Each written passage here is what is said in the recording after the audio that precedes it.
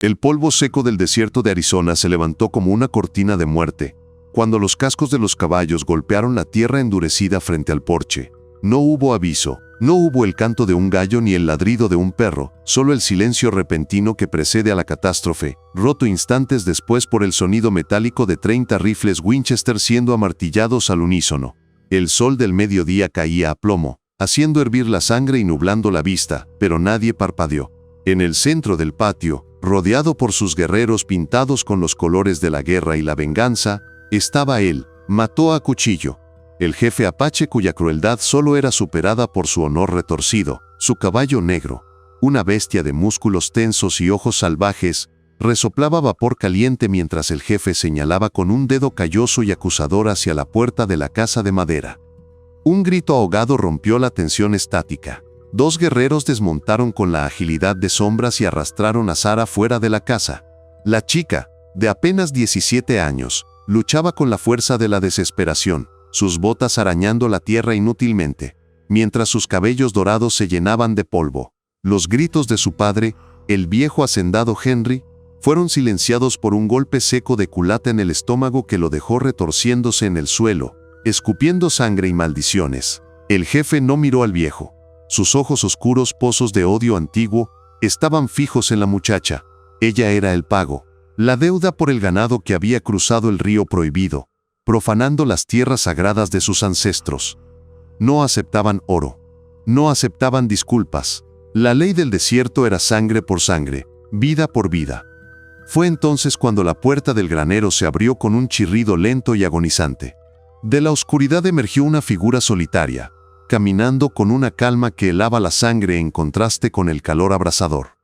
Las espuelas de plata no tintinearon. Su paso era el de un fantasma. Elias Thorne se detuvo a 10 metros del jefe, con las manos colgando relajadas cerca de sus caderas, lejos de los revólveres. No había miedo en su rostro, solo una determinación fría y calculadora. El aire se volvió tan denso que costaba respirar.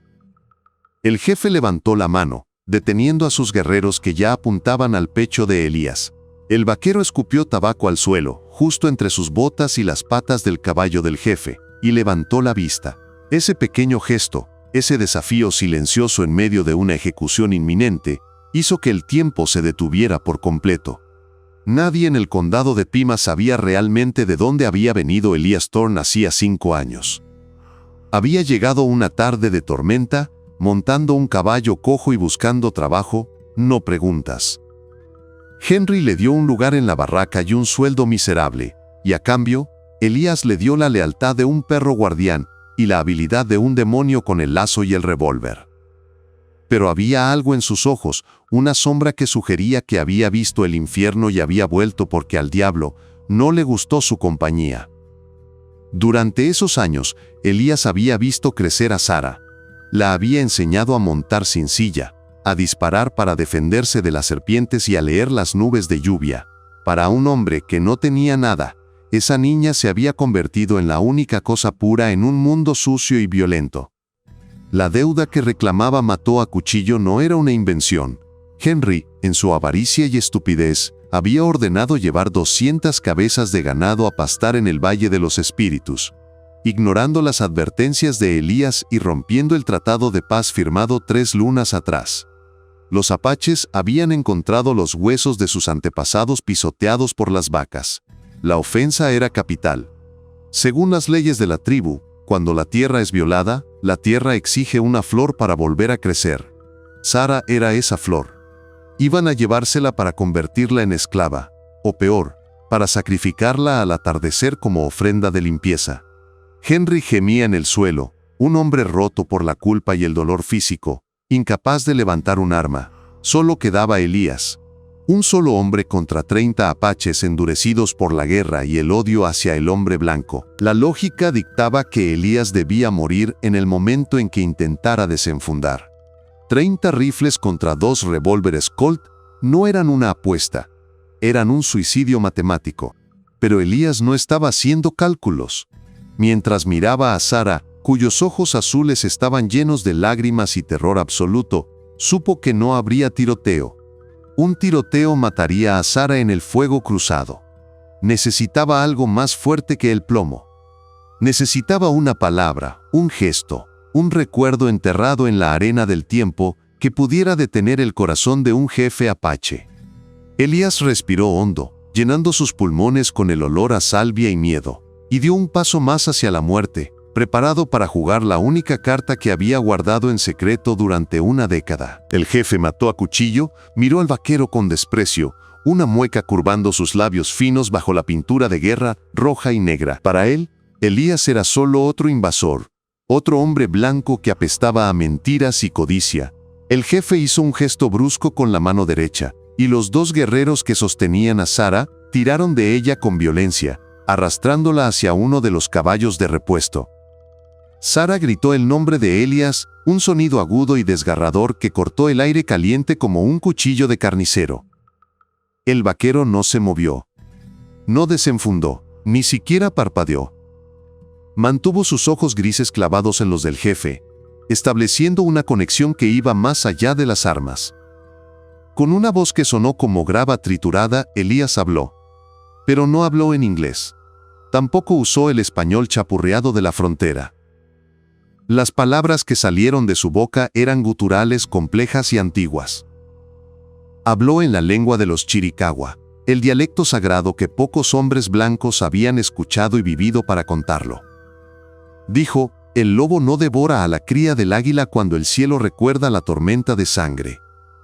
La frase cayó sobre el grupo de guerra como un trueno en un cielo despejado. Los guerreros, que segundos antes tenían los dedos tensos sobre los gatillos, bajaron ligeramente los cañones de sus armas, intercambiando miradas de confusión y sorpresa. El silencio volvió a reinar, pero esta vez era un silencio diferente, cargado de curiosidad y una duda repentina. Mató a cuchillo, tensó las riendas de su caballo, haciendo que el animal retrocediera 2 pasos. La sorpresa cruzó su rostro por una fracción de segundo antes de ser reemplazada por una furia renovada. ¿Cómo conoces la lengua de los antiguos, perro blanco?, rugió el jefe en su propio idioma, su voz resonando con la autoridad de 1000 batallas. ¿Crees que unas palabras robadas te salvarán de la justicia? La niña viene con nosotros. La deuda está escrita en la tierra pisoteada. El jefe desenvainó un cuchillo largo de hueso, apuntando al pecho de Elías. Apártate o muere donde estás, tu lengua no detendrá mi acero. Elías dio otro paso adelante, quedando a una distancia donde el aliento del caballo del jefe le golpeaba la cara. Levantó lentamente sus manos, no en rendición, sino para desabrocharse el cinturón de armas. Con movimientos deliberados y lentos, dejó caer sus 2 preciados revólveres al polvo. El ruido sordo del metal golpeando la tierra fue ensordecedor. Estaba desarmado, completamente vulnerable frente a 30 asesinos. Sara sollozó más fuerte, creyendo que Elías se había rendido, que la había abandonado a su suerte. Pero Elías no había terminado. Llevó sus manos a la camisa de franela, desabrochando los botones superiores y rasgando la tela para exponer su pecho y hombro izquierdo. Allí, marcada en la piel curtida y bronceada por el sol, había una cicatriz. No era una cicatriz de bala ni de cuchillo. Era una marca quemada a fuego, un símbolo circular con 3 líneas atravesándolo, cicatrizada hace mucho tiempo pero perfectamente visible. La marca del hermano de sangre. Un murmullo recorrió las filas de los guerreros apaches. Reconocían el símbolo. Era una marca que solo se otorgaba a alguien que hubiera realizado un acto de sacrificio supremo por la tribu. Alguien que hubiera salvado la vida de un jefe a costa de la suya propia. Mató a cuchillo, se inclinó hacia adelante, sus ojos entrecerrados escudriñando la marca, su mente viajando 10 años atrás, a una batalla olvidada en el Paso del Muerto, donde un extraño había arrastrado a su hijo menor fuera del fuego de la caballería, recibiendo una herida mortal que milagrosamente no lo mató. «Tú», susurró el jefe, la incredulidad suavizando las líneas duras de su rostro. «Tú eres el caminante de la sombra. Dijeron que habías muerto en el cañón». Elías asintió lentamente, sin romper el contacto visual. «La muerte me escupió, mató a cuchillo. Pero la deuda de vida que tu tribu tiene conmigo nunca fue pagada». tu hijo vive porque yo sangré. Esa marca en mi pecho fue hecha por tu propio padre, el gran jefe 2 lunas, antes de morir. Elías bajó la voz, haciéndola dura y cortante. Ahora vienes a mi casa, amenazas a mi familia y reclamas una deuda por pasto y tierra, cuando tú me debes la sangre de tu linaje. La situación había dado un giro de 180 grados. Según el código Apache, una deuda de vida era sagrada, inviolable. Estaba por encima de cualquier disputa territorial, por encima de cualquier robo de ganado. Si Elías era quien decía ser, y la marca lo probaba, mató a cuchillo estaba en una posición imposible. Si se llevaba a Sara, deshonraría a su propio hijo y a la memoria de su padre, convirtiéndose en un rompedor de juramentos, maldito por los espíritus. Pero si se iba sin nada, parecería débil ante sus guerreros, un jefe que se deja convencer por las palabras de un hombre blanco. El jefe miró a sus hombres, vio la duda en sus ojos. Luego miró a Sara, que temblaba en los brazos de sus captores, y finalmente volvió a mirar a Elías, el hombre que estaba de pie, desarmado y desafiante bajo el sol de las 2 de la tarde. La deuda de sangre es antigua, gruñó mató a cuchillo, tratando de recuperar el control, pero la ofensa de este hombre, señaló a Henry con el cuchillo, es fresca. Sus vacas cagaron sobre las tumbas de mis madres. Eso no se borra con una cicatriz vieja. El jefe bajó del caballo de un salto, aterrizando con un golpe seco. Se acercó a Elías hasta quedar cara a cara, 2 guerreros de mundos diferentes midiendo sus almas. Dice ser nuestro hermano. Pruébalo. La marca puede ser falsificada. Las palabras pueden ser aprendidas. Si eres el caminante de la sombra, tendrás el coraje de los antiguos. El jefe sacó un segundo cuchillo de su cinturón y lo arrojó a los pies de Elías. El juicio del sol, proclamó mató a cuchillo. Un grito de anticipación surgió de las gargantas de los guerreros. El juicio del sol no era una pelea a muerte. Era una prueba de resistencia al dolor y la voluntad. Ambos hombres debían cortar su propia mano y unir las heridas mientras permanecían de pie bajo el sol sin moverse, sin hablar, sin mostrar dolor, hasta que la primera gota de sangre tocara el suelo y fuera absorbida por la tierra. Quien se moviera primero perdía, si Elías perdía moriría, y Sara sería esclava, si ganaba la deuda quedaba saldada para siempre. Elías no dudó. Se agachó y recogió el cuchillo. El metal estaba caliente por el sol. Miró a Sara una última vez, ofreciéndole una leve sonrisa tranquilizadora que no llegó a sus ojos. «Cierra los ojos, niña», dijo suavemente en inglés. Luego, se volvió hacia el jefe y extendió su mano izquierda. Mató a cuchillo, hizo lo mismo. Con un movimiento rápido y brutal, el jefe cortó su propia palma. La sangre brotó, roja y oscura, no hizo ningún sonido. Le pasó el filo a Elías. El vaquero tomó la hoja, la apretó contra su palma callosa y deslizó el acero. El corte fue profundo, llegando casi al hueso. El dolor fue un relámpago blanco que le subió por el brazo hasta el cuello, pero la cara de Elías siguió siendo una máscara de piedra. Unieron sus manos. La sangre de ambos hombres se mezcló, goteando lentamente entre sus dedos entrelazados. El calor era insoportable. Los minutos pasaban como horas. El sudor corría por sus frentes, picando en los ojos, salado y molesto. Las moscas empezaron a zumbar alrededor de la sangre fresca. Los guerreros observaban en un silencio sepulcral, fascinados por la fuerza de voluntad del hombre blanco. El brazo de Elías empezó a temblar por el esfuerzo de mantener la tensión muscular, pero forzó a su cuerpo a quedarse rígido como el acero. Recordó el frío de la noche en que salvó al hijo del jefe, el dolor de la flecha que casi lo mata. Usó ese dolor antiguo para anular el dolor presente. Mató a cuchillo miraba fijamente a los ojos de Elías, buscando miedo, buscando debilidad. Pero solo encontró un espejo de su propia determinación. El jefe empezó a sentir el peso de los años. su mano también empezó a temblar imperceptiblemente.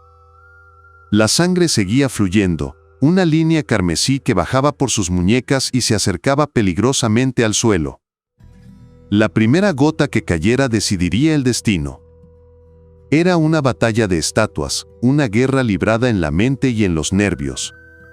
De repente, el jefe habló, en un susurro que solo Elías pudo escuchar. ¿Por qué? Podrías haber huido. Podrías haber disparado y llevado a algunos de nosotros contigo. ¿Por qué sangrar por la hija de un hombre que rompe tratados? Elías, con la mandíbula apretada para no gritar de dolor, respondió en apache. Porque un hombre, sin algo por lo que morir, no tiene nada por lo que vivir. Ella es mi redención. La gota de sangre se formó en la unión de sus muñecas. Pesada, brillante, oscilando con la gravedad. Cayó. El tiempo se estiró. Todos los ojos siguieron la trayectoria de la gota roja. Golpeó el polvo, levantando una minúscula nube roja, justo entre las botas de ambos hombres. Mató a cuchillo, soltó la mano de Elías bruscamente. Dio un paso atrás, respirando pesadamente. Se miró la palma cortada, luego miró a Elías, que seguía de pie, tambaleándose ligeramente pero sin caer. El jefe asintió una vez, un movimiento seco y definitivo. La tierra ha bebido, anunció a sus guerreros. La sangre del caminante de la sombra ha pagado por la tierra profanada, la deuda está saldada. Se volvió hacia los guerreros que sujetaban a Sara. Soltadla, la orden fue inmediata. Sara corrió hacia Elías, abrazándolo con fuerza, llorando sobre su camisa manchada de sangre y sudor. Elías apenas tenía fuerzas para levantar su brazo sano y palmearle la cabeza, pero se mantuvo erguido hasta el final. Mató a cuchillo, montó en su caballo negro. Desde la altura de su montura, miró a Elías una última vez. No vuelvas a cruzar el río, caminante de la sombra. La próxima vez, no habrá memoria que te salve. No lo haremos, lobo, respondió Elías, envolviéndose la mano herida con un pañuelo sucio. Vete en paz. El jefe lanzó un grito de guerra y espolió su caballo. La partida de guerra giró como un solo organismo y galopó hacia el horizonte, levantando nuevamente la cortina de polvo que los había traído. El sonido de los cascos se desvaneció lentamente, dejando atrás el rancho en un silencio aturdido, roto solo por los sollozos de alivio de Sara y la respiración entrecortada de Henry, que miraba a su capataz con una mezcla de vergüenza y asombro, dándose cuenta de que nunca había conocido realmente al hombre que dormía en su granero. El sol comenzó a descender, tiñendo el cielo de tonos púrpuras y naranjas violentos, típicos del oeste salvaje. Elías se sentó pesadamente en los escalones del porche, el agotamiento finalmente cobrándose su precio. Sara trajo agua y vendas limpias, curando la herida de su mano con una delicadeza que contrastaba con la brutalidad del día. Henry, aún dolorido, se acercó cojeando y se sentó en el otro extremo de la escalera, sin atreverse a mirar a Elías a los ojos. No se dijeron palabras de agradecimiento. En esa tierra, sobrevivir era el único agradecimiento necesario.